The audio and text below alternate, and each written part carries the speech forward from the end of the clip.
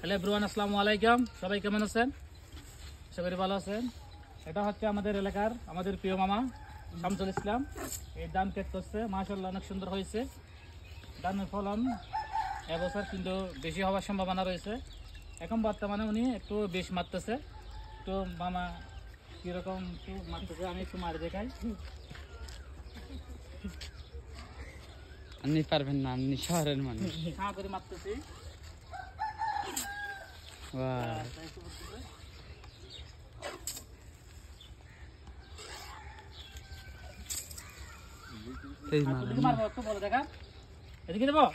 হ্যাঁ দেখে দেন, এদিকে আসলে সবাই মামার জন্য দোয়া করবেন, উনি একটু ভালো ফসল পাই, সেজন্য একটু হয় আপনার পানি একটু ভালো করতে দিতে পারে। এখানে বৃষ্টির পানি তো এখনো হয় নাই, কিন্তু বৃষ্টি দিলে একটু ফসলটা ভালো হতো। সবাইকে ধন্যবাদ। আসসালামু আলাইকুম।